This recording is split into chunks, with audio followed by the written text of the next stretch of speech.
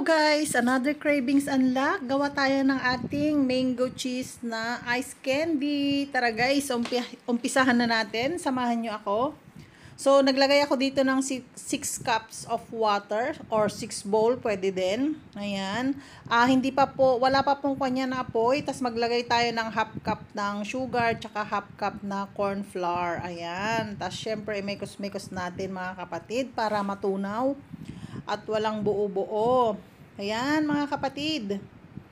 Ayan. Yan, may mga buo-buo pa. So, first time ko din gagawin to mga kapatid kasi nagkikrave ako ng ice candy. So, nag-search ako sa YouTube. So, ito po yung mga nakita kong recipe ng ating mga ka-YouTubers. So, itry natin. Ayan, pag natunaw na po yung flour, lagyan niya po ng apoy. I-on na po siya ng medium heat. Tapos, halu-haluin lang po. Huwag niyo pong hahayaang manigas po yung flour dun sa loob kasi magbuhol-buhol ba? Ano ba yung magbilog-bilog ba? Ayan mga kapatid, i-mekos-mekos nyo lang hanggang sa maging malapot. At kung feel nyo iluto na yung cornstarch, so tanggalin na po sa apoy. Ayan guys, oh, luto na siya. Medyo malapot na. So okay na to guys. Ipapalamig lang natin siya bago natin ihalo ang ating mga ingredients. Ayan. Ayan oh. Sarap. May asukal na din kasi yan eh. Ayan, hindi po tayo naglagay ng food color dito guys. Ito malamig na. Ayan, hindi ko napindot nung nilagay ko yung isang latang gatas tsaka condensed milk tsaka ibap. Sorry guys, akala ko naman napindot ko. Nagmash po tayo ng manggang hinog. So yan po yung ating flavor. 2 mangga po yan mga kapatid. Ayan, so imekos-mekos lang natin hanggang sa mag-incorporate po lahat. Medyo malapot-lapot na siya, pero okay pa naman. Medyo warm pa yung tubig niyan. Ayan mga kapatid, so hinalo na natin siya. Minash ko lang sa kamay yan mga kapatid. Binili ko po yung mangga dito. Hindi po ako naglagay ng artificial flavoring. Yung mangga talaga ang flavor niya. Original flavor from our mango. Hindi ko alam kung saan bansa galing yung mangga. So, thank you everyone. Sana itry nyo din. Ang sarap po, ang creamy, grabe. Isang condensed milk lang, tsaka isang ebap ang nilagay ko dyan. Tapos dinagdagan ko na ng konting asukal. Kayo nang bahala kung gaano katamis mga kapatid. Siyempre, maglalagay tayo ng twist natin. Naglagay ako ng cheese. Ayan. Siyempre, din cheese yan. Kalahati lang yung nilagay ko para hindi siya maalat. Ayan, di ba? Wow, ang sarap nito, guys. Try nyo, panigurado gustong-gusto ng mga anak nyo to.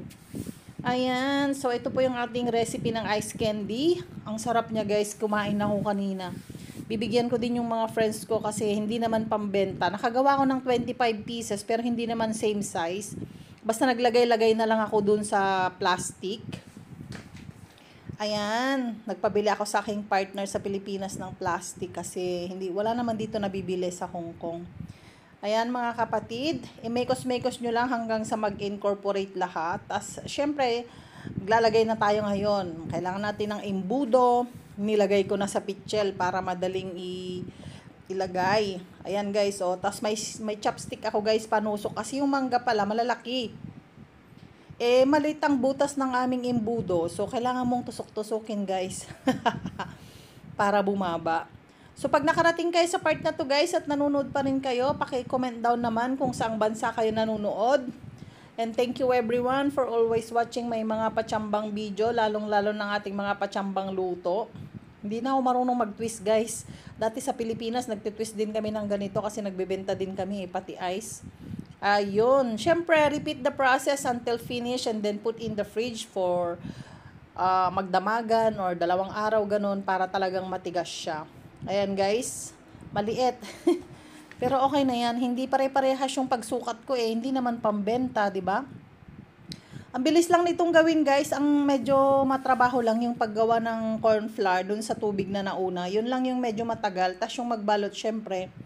Pero for sure, gustong-gusto ng mga anak nyo to kasi masarap siya. Ang creamy, tapos ang soft. Grabe. Ayan no, hindi siya pare-parehas no. So, walang hanggang pasasalamat sa inyo mga kapatid. Ayan, ilagay na natin sa ref. Ang ating nagawa. Nakagawa ko ng 25 pieces. Ayan. O, diba? Ang ganda. Parang ang creamy talaga ng taste guys. So, thank you everyone for watching my video. Sana gawin nyo rin. Ilalagay ko sa comment. Ang ingredients guys, lagay ko sa comment section. Salamat po. Hanggang sa muli.